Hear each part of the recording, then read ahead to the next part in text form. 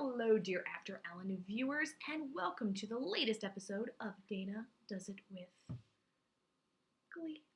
This episode of Glee was all about guilty pleasures, and one could even say that Glee itself is a guilty pleasure to many of its viewers. So tell me what you want, what you really, really want. Let me guess. Britannia.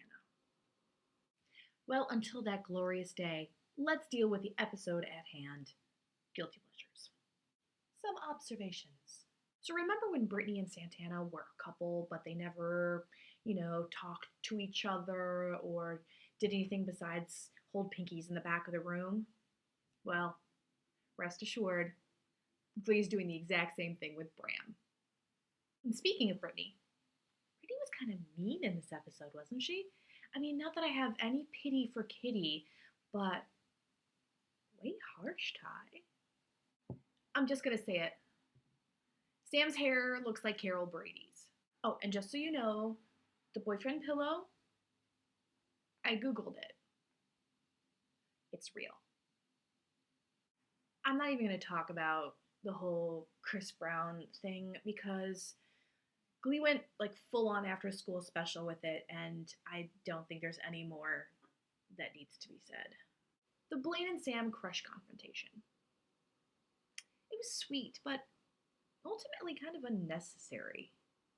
Although I have to say I'm very glad to see that this whole conversation was completely devoid of gay panic, even if that had not been a roll of mints in Blaine's pocket. More Marley and Jake. Yay!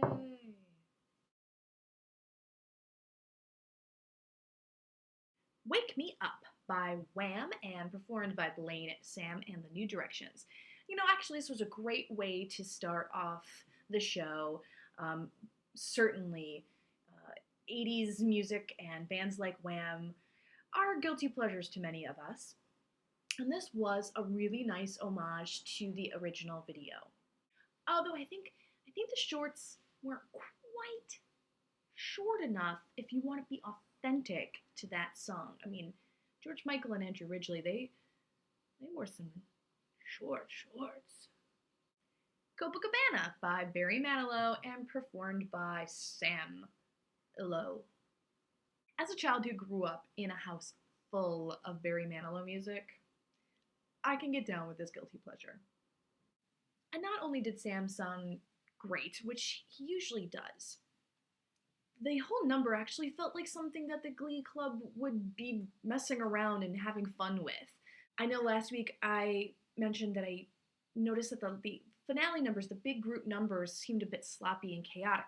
Well, Copacabana, the way that it was performed, totally that fits, that works for that kind of piece, that kind of song.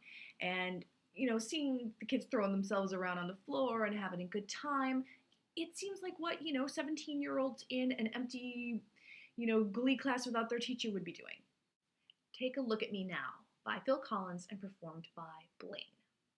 Glee has just decided to let Darren Criss do what Darren Criss does best, and that is emote and be beautiful and just cry sing through songs. And it works. I bet the song will do really well, and it'll probably be the first time anyone under the age of 25 has ever downloaded a Phil Collins song. Wannabe by the Spice Girls and performed by the New Directions ladies. I am not even playing right now. This song takes me to a very happy place. The Glee Girls did a fantastic version of this. I mean, it was very, very much like the original, but sometimes I like to see that, especially when they do it so well. I had the same reaction as Artie did when Kitty walked out in that Union Jack Ginger Spice outfit. Marley is posh. I have no words. And unique. Amazing. And did you catch the blue tongue? The Lollipop, legit bright blue tongue. This is the perfect guilty pleasure song. Hands down. My prerogative. by Bobby Brown and performed by Jake. Fancy footwork. No denying that Jake can dance.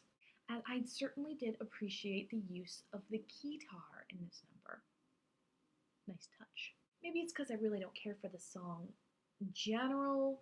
Maybe it's because I really don't care for Jake in general. It left me a little underwhelmed. We can't all be winners. Creep by Radiohead and performed by Rachel Berry and Brody What's-His-Face. I mean, with them in bed and shifting positions and, really expressing the confusion and sadness of this particular situation. I thought it was quite effective. I couldn't help but feeling that even though they used the original arrangement of Radiohead's Creep, that this didn't take some influence from Carrie Manolakis's really amazing cover of Creep.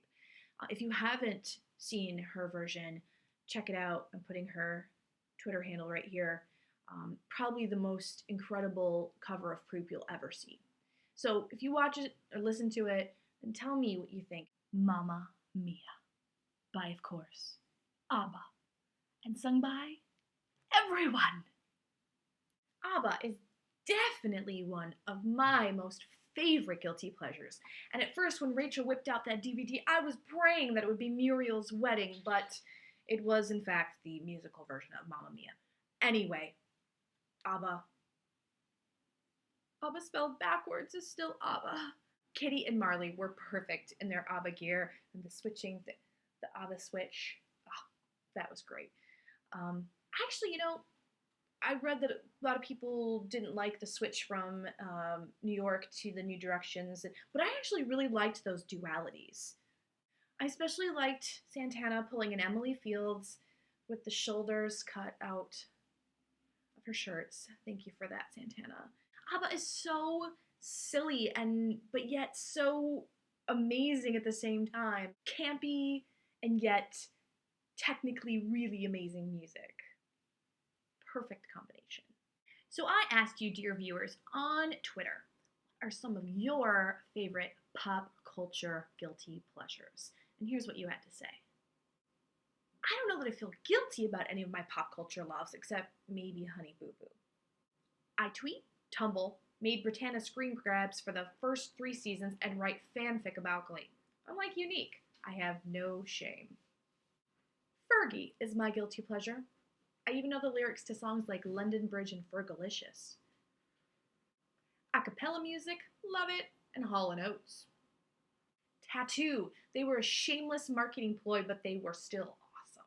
When I listen to my Savage Garden tape at work, I do find myself singing along. Lastly, All Saints, Never Ever, Karaoke Gold. It is indeed. Thank you so much for tuning in to this week's episode. We've got a few more weeks before the next Glee. They are yet again going on hiatus. I think this might be the 10th or something. It's been a very, very long season.